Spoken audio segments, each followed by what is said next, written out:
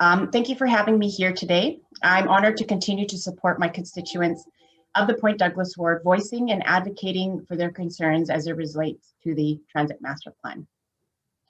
Earlier this year in February, prior to the release of the Transit Master Plan, I brought forward a motion to report on what would a $1 affordable fare or a fare-free transit would cost. Today, I will focus on the TMP recommendations as they relate to our current fare structure and policies. I believe we can continue to work together to deliver a better public transit for all. This Transit Master Plan is a start in that conversation. All governments, including ours, are looking for ways to help our local economy bounce back from the pandemic. We know more people moving throughout our cities is an integral part of an economic growth strategy. Right now, our city is struggling to find ways to increase ridership on transit. My constituents are struggling to make ends meet. We can help remove these economic barriers people are facing as it relates to mobility in our city with this Transit Master Plan. Again, that is why I believe Winnipeg is in an excellent position to look at implementing a $1 affordable fare or fare-free transit pilot project, or as a start, look into a gradual reduction of our current rates by 25 cents a year to meet the affordable rate target of $1.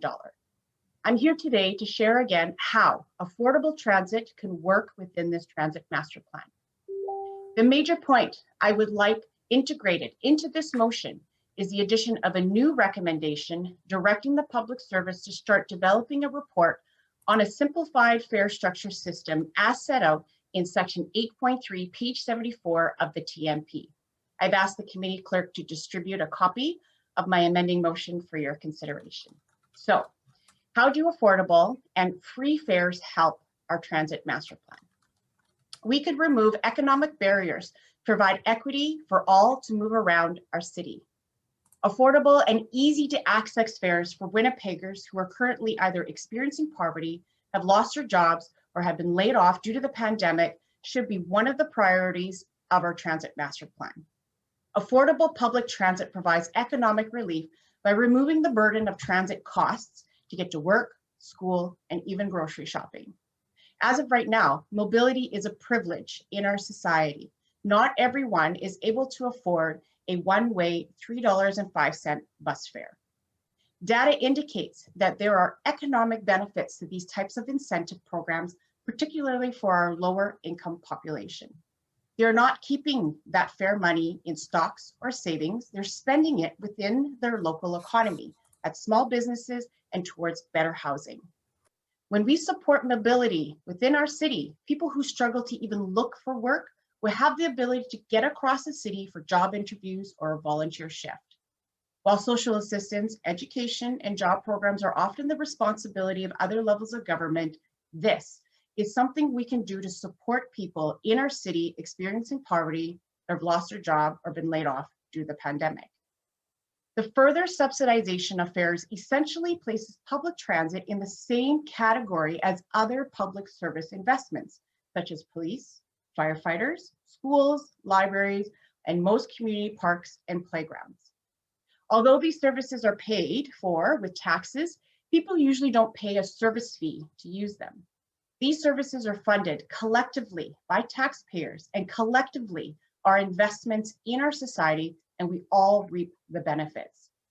They are regarded as essential elements of what a community deems important and why it is worth living in. I believe it should be a priority of all parties in all levels of government to create opportunities for economic and social participation for all people, regardless of income level. Affordable transit reduces the barriers for the people we serve. Mobility is a barrier that we need to be addressing, especially with our aging population who rely heavily on our public transit system. We need to help support people get to where they need to go. It is within our own municipal jurisdiction and services to help move the needle of economic recovery with an affordable, reliable, and safe public transit system. Which brings me to my next point. The Transit Master Plan relies on an increase in ridership. Lowering fares for people who need it and simplifying fares will increase ridership, Research has found that frequency, low fares, safety, and reliability are all contributing factors that have the largest impact on ridership. This is a strategy we can research right now as we continue to plan for the future. Research shows that if buses were free or at least affordable, people would ride as much as 50% more in the first year, dramatically reducing car use, traffic congestion, and pollution, while redistributing wealth and increasing social inclusion for low-income and working people. Cities who have implemented fare-free transit have increases in ridership between 20% and 60%. While the increased ridership can come with increased overhead costs, they have also seen significant administrative cost savings. Many jurisdictions in Canada have implemented fare-free transit as a temporary response to COVID-19 to address ridership and safety in transit. Comparably, Winnipeg has seen a decline in transit ridership. We need to take significant steps to get us back on track. An effective economic pandemic recovery plan is critical for the future success of our city, and we need to address the ridership within this plan. Or do we spend $1 billion in transit infrastructure with no incentivization plan for Winnipeggers to shift to a mass public transit system? This is one of our opportunities for innovation. The Transit Master Plan is about thinking big for the future mobility of our city. So in conclusion, for myself, to support this Transit Master Plan and meet the needs of my constituents, I'm looking for your support on the following. 1, affordable fares for those who need them to remove mobility barriers in our city and to increase transit ridership. 2, administrative savings from the simplified system integrated back into the fare system to continue reducing the fares.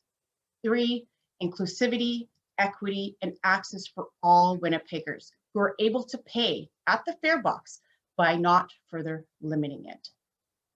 Requesting a report is a first step to working together towards an accessible transit system for all Winnipeggers.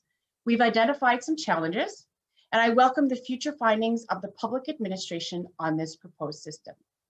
But to properly investigate the feasibility, impact, and outcomes of a $1 affordable fare transit model, it is important that we start analyzing data in the next few years to examine the experiences other jurisdictions have encountered to ensure we are making data-informed decisions. Lastly, I'd like to use the remainder of my time to discuss open streets, item number 9, extending the holiday bicycle route. I'd like to ensure that we, as the City of Winnipeg, are taking active steps to address the current snafu we find ourselves in with the Manitoba Highway Traffic Act. I understand discussions are ongoing with the provincial government to allow pedestrians on open streets. I'd like to request that the committee ask the public administration the hows and whats of those discussions. Are we able to find out, for example, what are the timelines for this to be rectified? Can we ask for an exemption? Or is it possible a timeline for a legislation change? How can we work together to solve this challenge? I want to ensure that the City of Winnipeg is supporting its citizens to have pedestrians access to safely move within their neighborhoods. Governments around the world are innovating systems to provide rapid and responsive changes to meet the needs of our citizens living through COVID. I encourage the committee members and the public administration to continue to move forward with the urgency and in the spirit of collaboration with the province of Manitoba to ensure equitable access for pedestrians or on our open streets. Thank you.